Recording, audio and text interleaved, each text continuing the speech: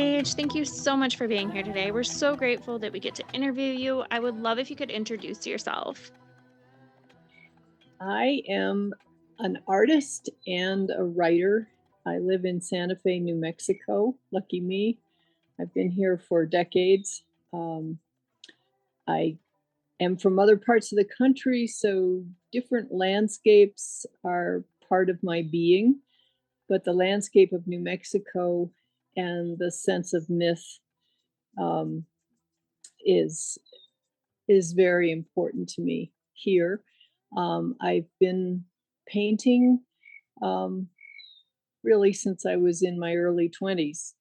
Um, and then, oh, I guess it was 20 some years ago, I decided I had an idea um, for a painted book, a book that would be discovered in both paintings and words, a story. And so I started with the first one and I have continued. I think that this is a wonderful way to give um, a special reflection to the world, um, even more sometimes than the paintings that I do for the gallery where I show here in Santa Fe. Love that. I would love if you could tell us more about your book. The first book, I'm working on a sixth book now. They take several years because they're painted and written, and I discover the stories through the paintings as well as through the words. This first one occurred to me. It started at the birth of my niece, um, and when I saw her appear in this world, my sense was that she had completed a huge journey, and I just tucked away that feeling. And a little bit later that same summer, um, I saw a little tiny boat made out of clay at the Santa Fe Indian market. There was a table where children would sell and show their things, and this was made by a girl, and it was a little figure in a boat, and her mouth was open. I call her or his mouth was open as if singing. And I thought, somehow that's the way I saw my niece. I saw this infant um, completing her journey. And then a month or two later, I made my first trip to Ireland.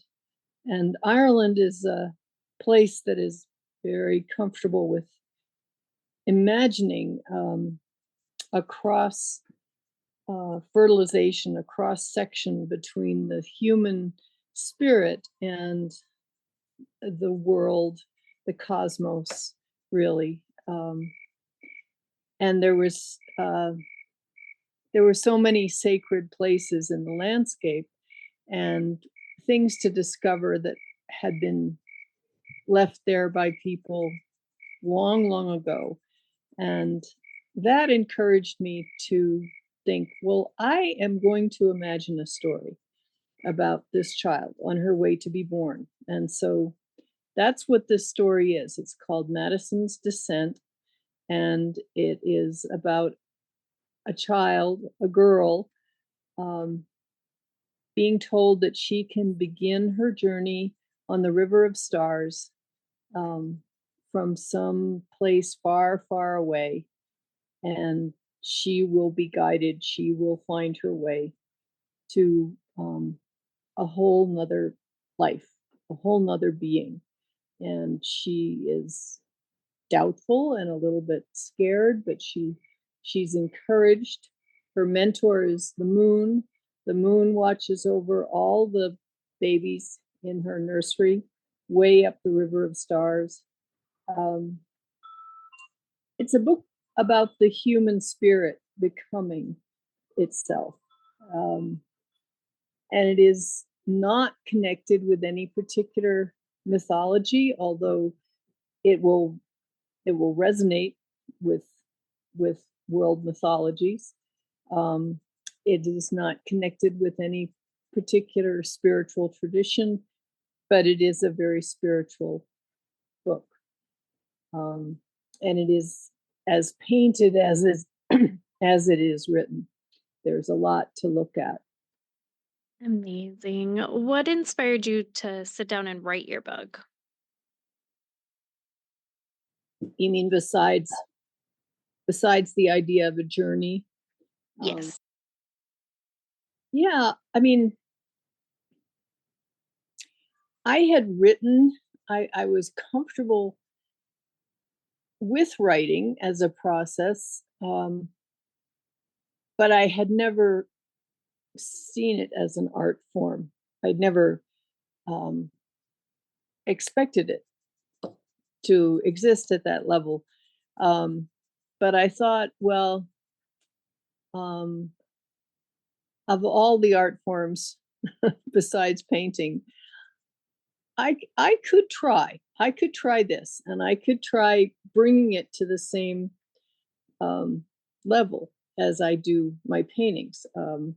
I know I know the intuitive process. Um, I know what to expect and what what to be totally surprised by. And I love language, so um, I decided to embark on this. I think that there's a depth of connection for human beings in stories about who we are, and uh, I think that that's a little different than the nonverbal um, painting language or music. Say um, we I have to think about that, but we respond to words, and and the story has a beginning and a middle and an end, and it's something that we can inhabit.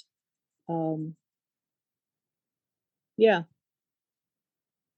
yeah. Amazing. When you were writing your book, who were you thinking of when it comes to who your book is for? Well, um, it is it is certainly for children. I think that in my experience, since children uh, love the idea that I can go into the mystery of who I am and where I came from and get a really long, imaginative um, answer. Not a, not a, this is the way that it happened, but this is as if. And as that reminds me that Madison herself said at some point to me, well, Aunt Paige, I'm so sorry. I just don't remember it. This is when she was 9 or 10. And I said, oh, Maddie, I made it up. And she paused and she looked at me with those big eyes and she said, but you made it up as if it was true, right? And I said, yes, exactly. That's that's it. I made it up as if it was true. Um, so it is for younger children, although because they love looking at the paintings and the story is not hard to follow, but parents would interpret or reduce the story, which is lengthy for little kids. Older kids would enjoy reading it to themselves. I think it is very much for mothers and fathers who are expecting children um, to um, just let them inhabit how how wonderful this time and this creation is. Um, Grandparents, um, and then beyond that, I think that um, it is really for everybody. I think everybody would enjoy this story. Amazing. How long have you been writing and what made you really sit down and start?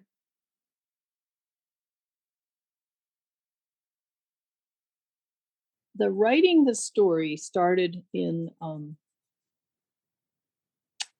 about 96, so almost 30 years, and that's um, as compared to say 50 years that I've been painting. Um,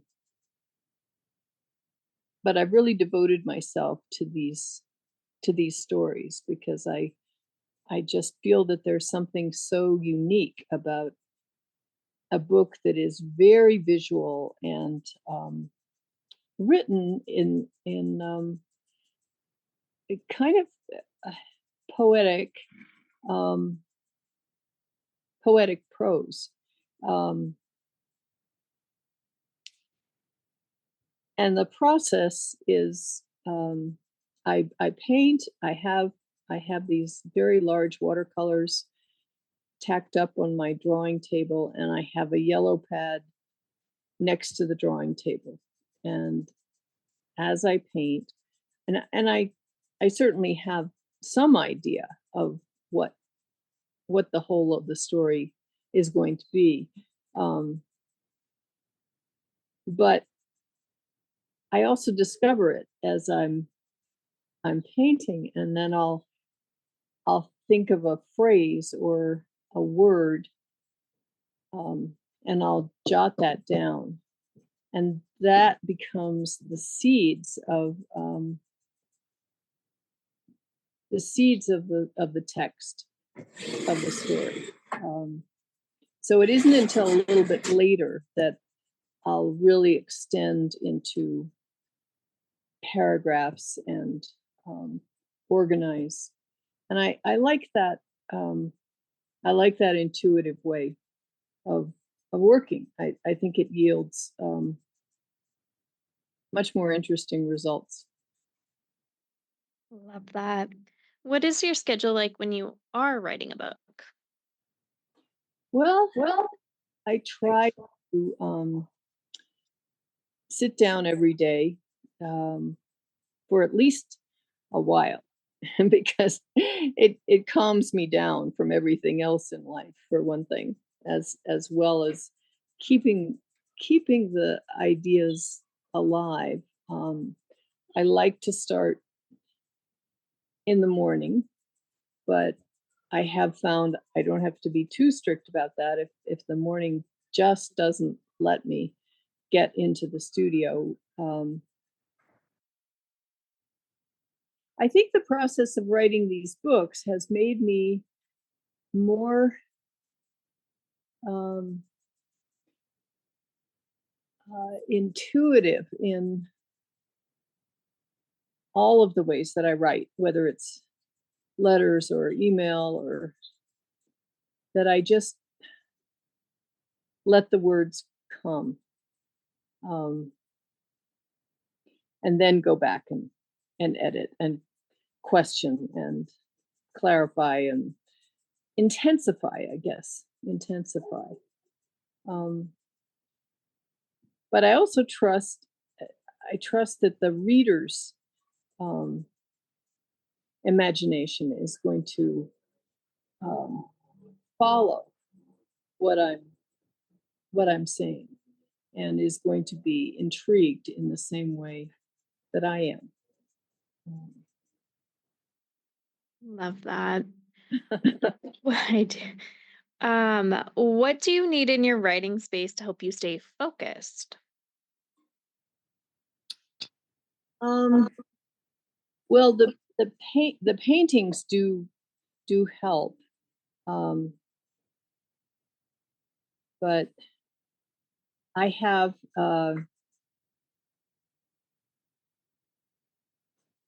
I always have a candle lit, and that is saying this is a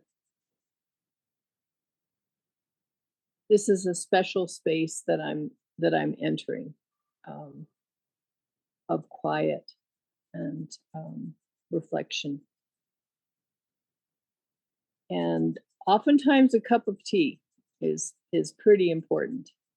Um, I may have music on in the background, and um, that's often been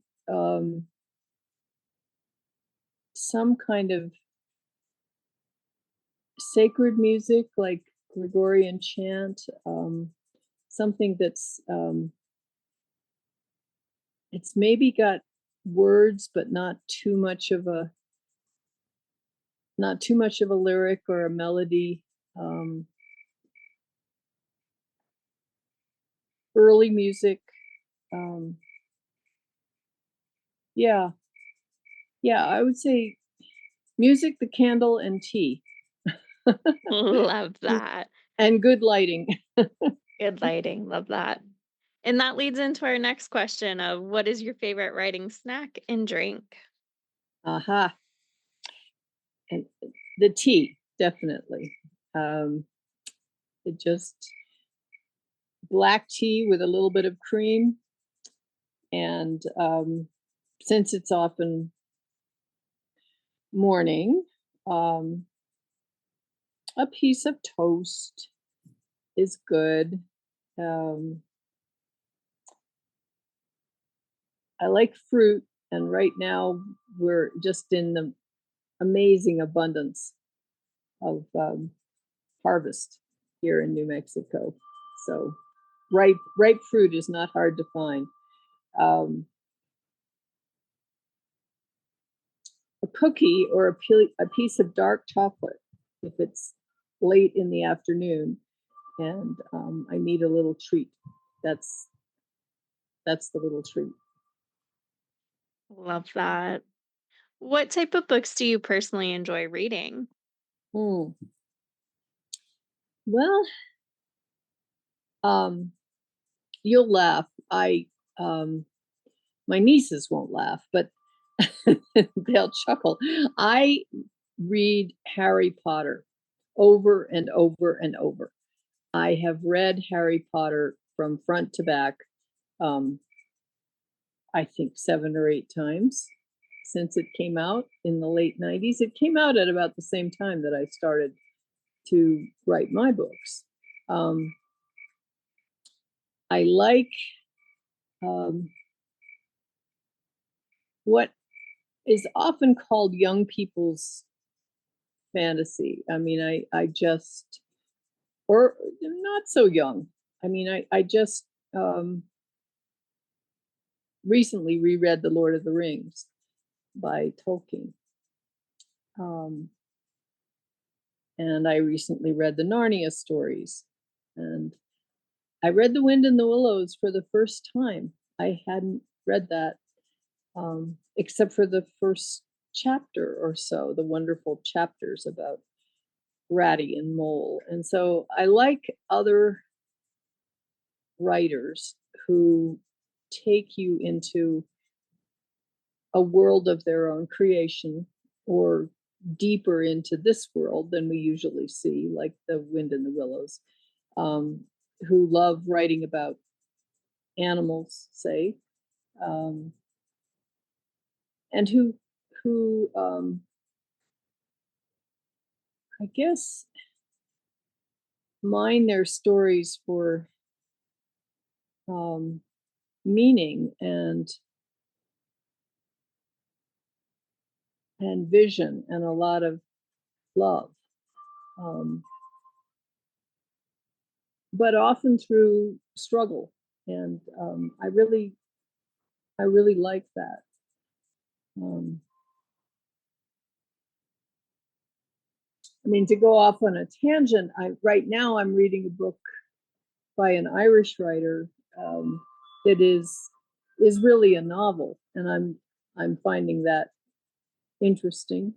Um, I'm going back to Ireland later this fall, and I think even though this was published a few years ago, um, it gives me a perspective on Irish culture, um, the lives of Irish women, especially, um, that resonates to me. So occasionally, a good contemporary novel will sneak in there, but a lot of it is young young adults, but much before the the young adult um, that has become so popular in the last couple decades. Love that. Are there any books or authors that inspired you to become a writer? Well, certainly the ones that I just mentioned. But when I was conceiving of a book that would be richly visual and I hoped would be uh,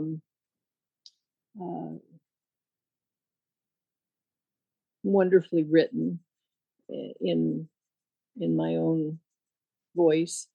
Um, the two that I really turned to, believe it or not, as examples of artists that had tried this are William Blake and Beatrix Potter, and they're quite different, but they are two who painted and wrote their books, um, equal art forms. And Beatrix Potter was a wonderful painter and a wonderful storyteller, and Blake was a wonderful painter, um, and his writing is pretty inscrutable to me, but he did it with as much passion as he did his painting. So um, I can be inspired and put them side by side. I traveled at that time. I made pilgrimages to look at Blake's and Beatrix Potter in person in museums that had collections of their work. That's amazing. What books did you grow up reading? Did you have an all-time favorite? Ah, well, um, my dad had to travel, liked to travel for work, and there was a little while when I was, I don't know, maybe between 9 and 12 or so years old when his travels took him through London, and there were children's books out in London that were not quite yet in the United States, and um, they were um, the Narnia stories, the C.S. Lewis stories. And so he brought me The Lion, the Witch, and the Wardrobe, and then another trip he brought me Prince Caspian, and they were coming out at that time in the late 50s, I guess it was. Um, he also brought me The Hobbit. Um, so those were really favorites. Um, I still have my children's books. They fill my bookshelves, a special bookshelf. I love that you have a special bookshelf. That's amazing. On the other side of that, now as an adult, what are your favorite series or authors that if they come out with something new, you automatically grab it?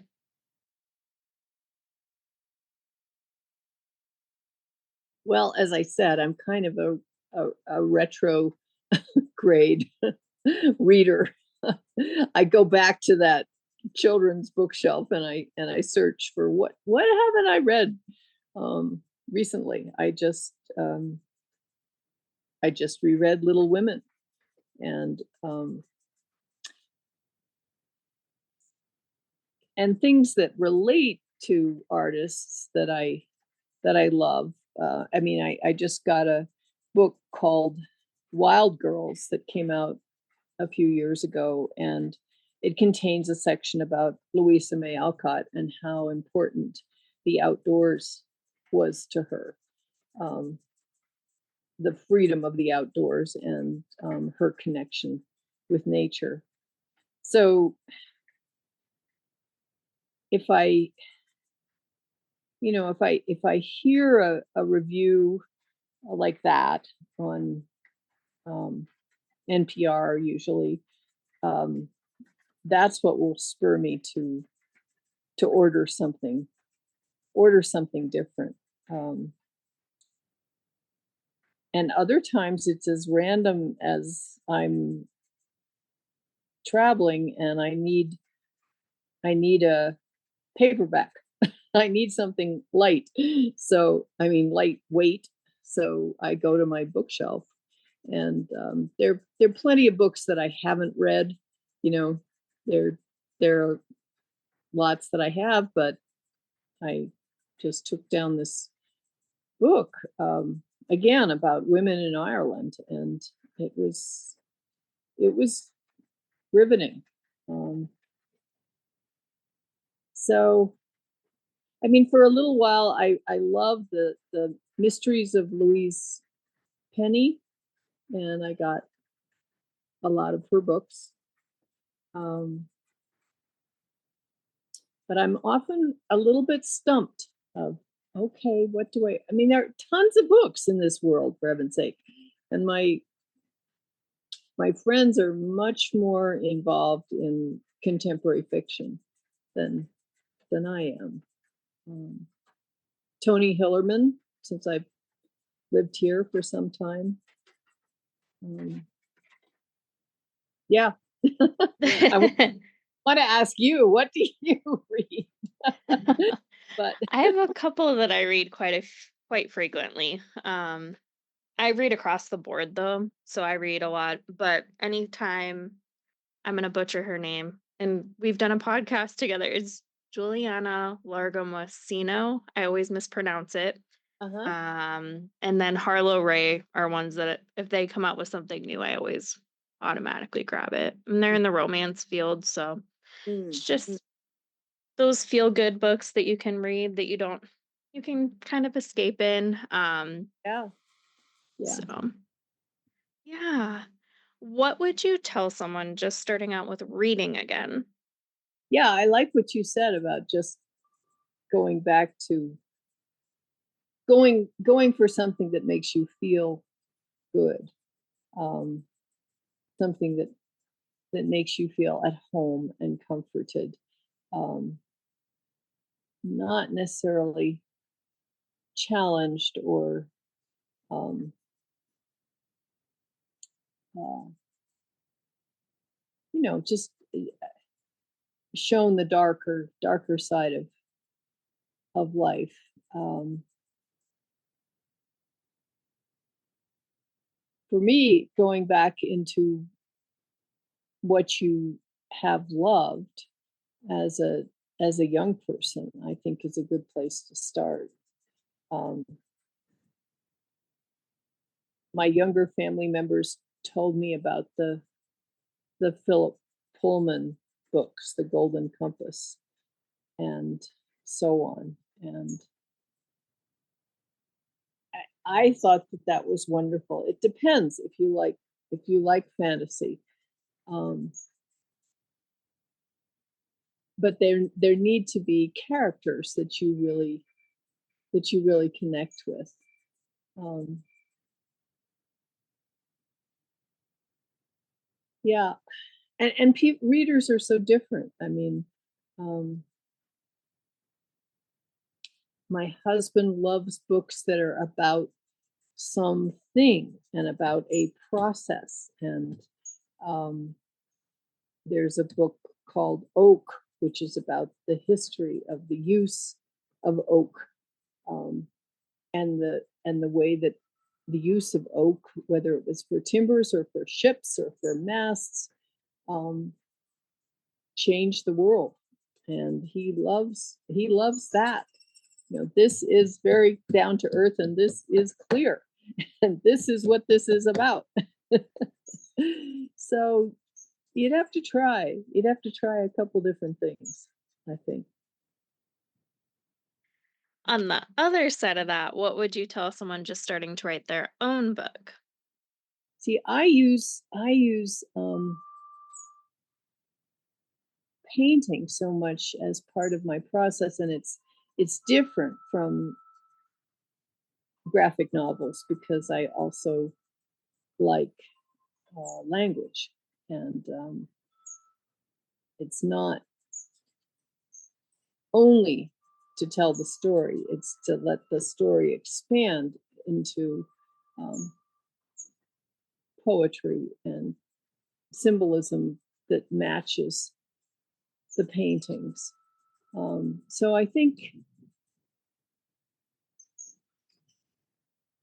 people need to feel free to find um, their own form, uh, and that may be chapters or not chapters. They may be uh, quite short. It might be a linear story or not until you come to the end, and then somehow you see that everything is connected. Um,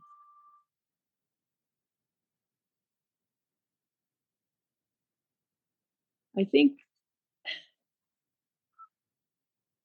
well, so, I mean, some people might really want to have an outline and a known direction of where they're going.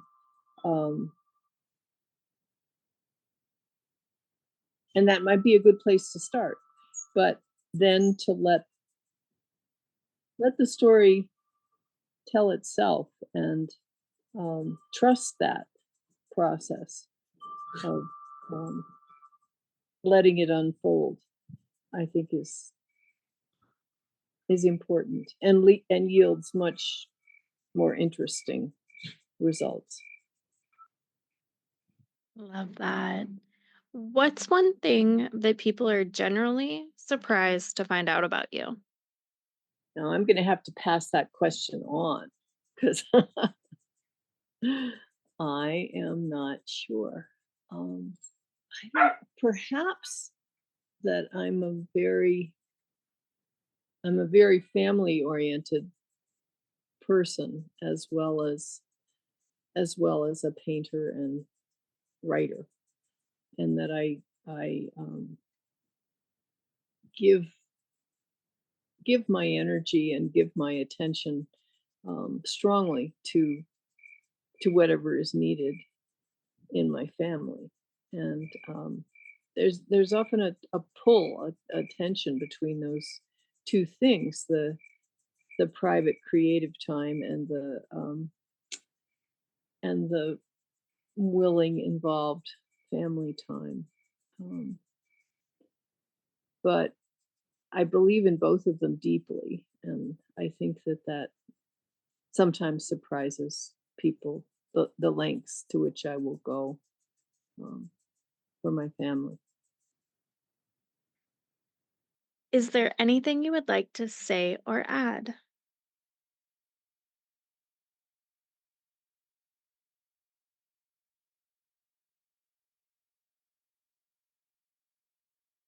But very beautiful form that I have uh, created, which is a highly visual storybook. And this first one the first one that I described, Madison's Descent, is about a child on her way to be born.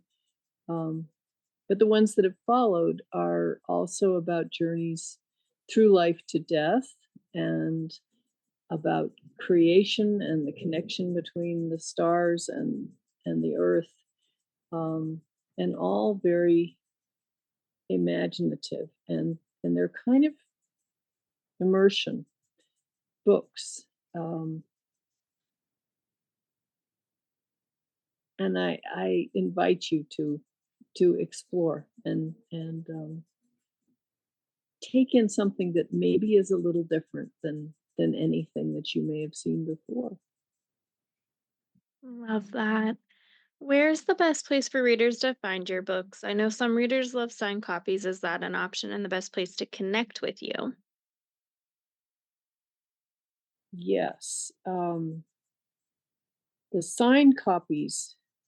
There are some signed, some many of the copies that are available on Amazon are signed. Um, you can also get signed copies through my gallery here in Santa Fe, which is called the Owings Gallery. And if you Owings, and if you type in the Owings Gallery, you'll get their beautiful website.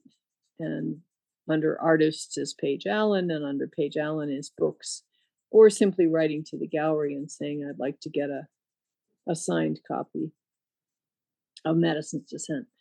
Um, yeah, those are two ways. Amazing. Well, thank you so much for being here today. We're so grateful we got to interview you. We'll be sure to put that information in the show notes. That way, everyone can find you. And again, thank you so much. Thank you so much, Courtney. I've really enjoyed talking with you.